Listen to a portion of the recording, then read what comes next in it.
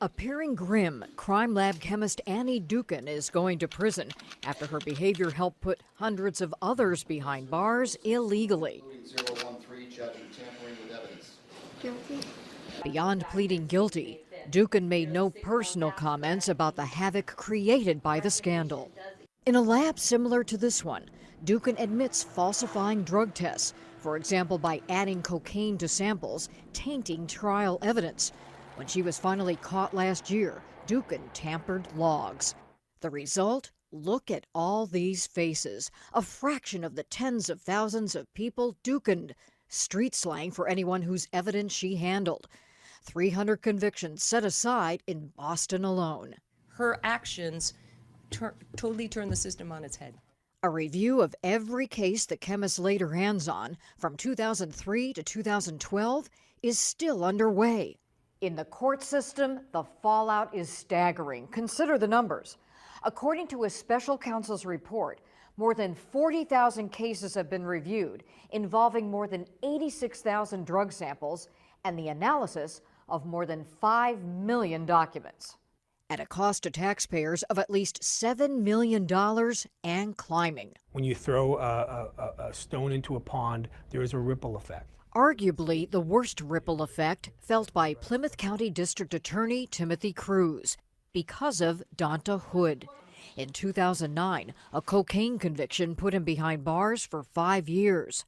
But when the lab scandal exploded, Hood was set free because Dookhan had lied on the stand about her credentials, claiming she had a master's degree in chemistry. 8 months after he was sprung, Hood allegedly shot and killed Charles Evans in this parking lot in a fight over drugs.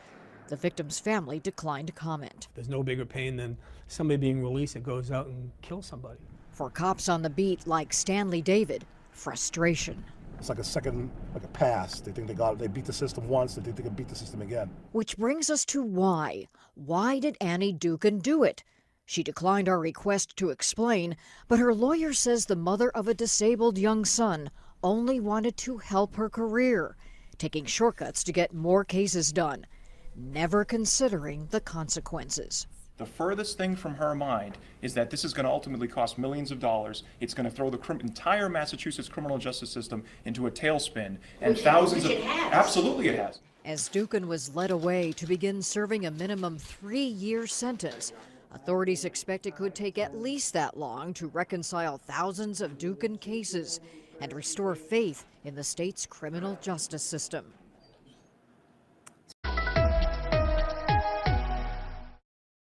With results that affected hundreds of criminal cases. News Center 5's Janet Wu is live in Jamaica Plain tonight. Janet. Well, inside this building, Annie Dookhan created havoc for at least 6 counties. She may have compromised as many as 40,000 cases, and she cost the state millions of dollars. Today, she finally publicly acknowledged the devastation she caused. 4 times in a quiet, shaky voice, Annie Dookhan admitted guilt to 27 counts of obstruction of justice, tampering with evidence, and perjury. Over 14 years, Dookhan altered drug tests and skipped steps in the testing process to cover up her mistakes or to simply enhance her reputation by processing many cases leading to convictions. I find that she understands the consequences of pleading guilty, and I find that her plea has been offered freely, willingly, and voluntarily. Judge Carol Ball sentenced her to 3 to 5 years to MCI Framingham, more than the guidelines suggest, less than what Attorney General Martha Coakley wanted. And the impact across the Commonwealth on these cases and the public's trust in it has been devastating. We're working to fix it. Among the 300 prisoners released because of Dookhan's tampering, 22-year-old Donta Hood, who was arrested 6 months later and charged with killing a man. We have never seen anything of this scope happen in Massachusetts, certainly, and I don't believe there has been a bigger forensic science scandal nationwide. Handcuffed, Dookhan was immediately taken into custody and transported to MCI Framingham. Her parents refused comment as they tried to leave the courthouse, surrounded by the media. And the story goes on for the thousands of individuals who still have yet to have their day in court. The other shoe will fall when the Inspector General releases a report on the overall problems here at the drug lab, which has been closed for over a year now. Reporting live from Jamaica Plain, Janet Wu, WCVB News Center 5. The single largest dismissal of wrongful convictions in U.S. history. Massachusetts prosecutors announced Tuesday they're going to throw out 21,587 criminal drug cases. The cases were all prosecuted based on evidence or testimony supplied by a former state chemist who admitted to faking tests and identifying evidence as illegal narcotics without even testing the evidence. The chemist, named Annie Dookhan, pleaded guilty in 2013 to tampering with evidence during her 9 years working at a state crime lab in Boston. During that time, thousands of people were convicted based on her false statements. Tuesday's announcement is a major win for civil liberties attorneys and public defenders who spent years in litigation fighting to have these drug cases dismissed. Many of the so-called Dookhan defendants have completed lengthy prison sentences and continue to suffer the consequences of being convicted of a drug offense, from not being able to get jobs to already being deported. A state chemist who pleaded guilty to tampering with evidence has been ordered to pay $2 million to a wrongly convicted man. The Globe says this is the first case where Annie Dookhan has been ordered to compensate one of the thousands of defendants whose case she tainted. A federal judge says Leonardo Johnson of Dorchester should get damages for the 15 months he served in prison based on Dookhan's false testimony. She has 30 days to appeal.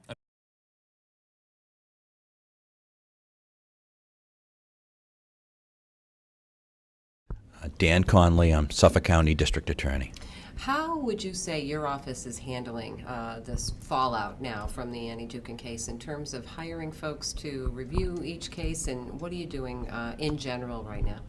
Well, from September, when this crisis first hit, this matter has created a tremendous drain on resources within my office. I have had to establish a new unit in my office to deal with about 18,000 cases. To put that into perspective, on any given year, we handle about 40,000 cases. So you think that we had 40,000 cases in our lap, we get thrown another 18,000. You can see the magnitude of this. We have 5 lawyers assigned to that unit, and we have 2 paralegals working on these cases.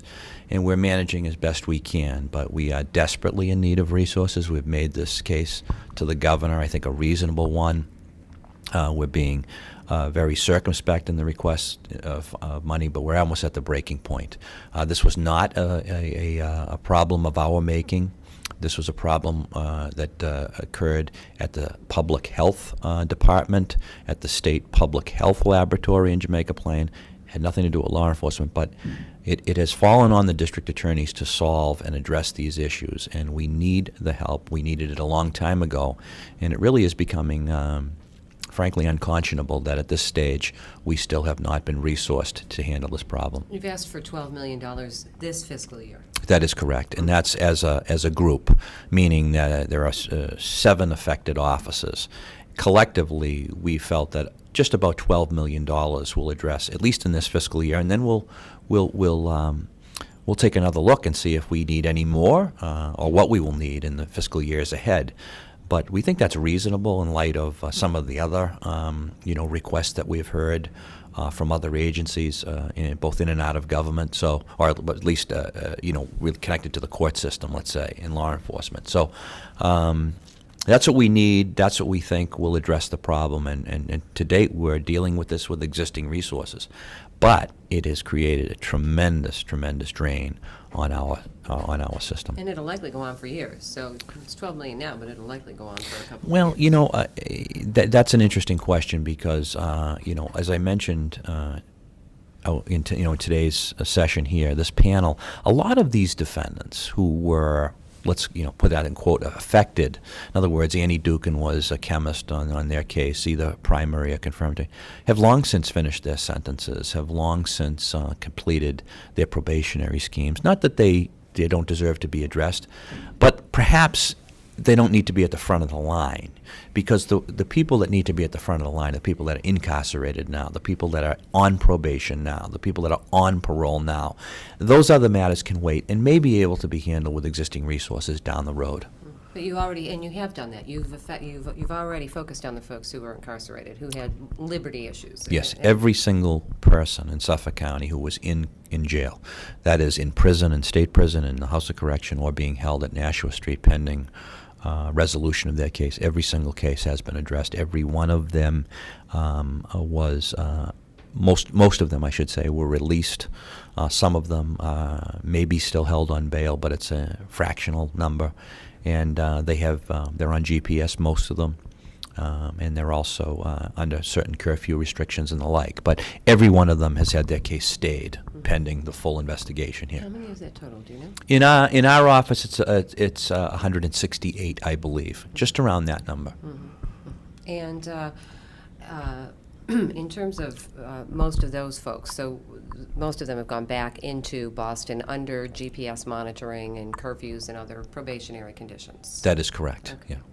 I'm also curious to see how you feel about how this might affect you in the future as we now deal with some of the secondary cases. You had said today that you're in somewhat of a holding pattern. What do you expect, can you describe what that means for you right now, and what do you expect is going to happen down the line? Well, first, the Attorney General is conducting a criminal investigation of Annie Dookhan's conduct. So she has not completed that. We have gotten about 6 different reports, progressional reports about Annie Dookhan's conduct, so we can fully and firmly understand what exactly Annie Dookhan is alleged and accused of doing, and what the credible evidence suggests she did. Secondarily, the Inspector General has been tasked with a stem-to-stern review of the laboratory itself, procedures, policies, operational procedures that were in place there, supervisionary issues, and he is going to issue a report at some point that will talk about the lab, and put it in the context of other labs around the country. It probably will not be good. I don't want to prejudge it, only because when I came to understand that that public health laboratory was not accredited by any national agency, certainly that gives me pause, compared to, say, the State Police Crime Lab or the Boston Police Crime Lab, which is peer-reviewed, which goes through an accreditation process, which is ASCLD, accredited.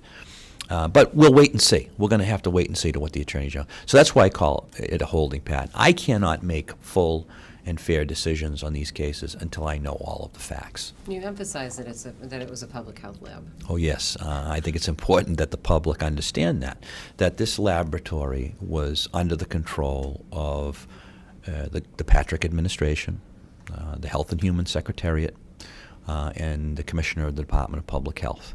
And it was underfunded, and it was under-resourced, and it was, in many ways, a stepchild of the public health structure. I mean, I went over there one time to visit and speak with lab personnel well before the Annie Dookhan matter, because the delay in getting a report back from the lab was growing and growing and growing. So when I was a young prosecutor in the 1980s and 1990s, it might take 2 months, 30 days, 60 days to get that report back.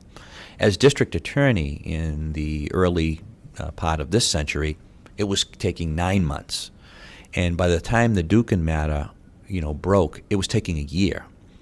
Now, defendants justifiably were screaming bloody murder. I want to, move forward on my case, but I don't want to wait any longer. And judges were frustrated and taking it out on prosecutors, quite honestly. They were insisting that we call the lab, expedite sampling and so forth and the like, or flat out dismissing cases and putting the public at risk.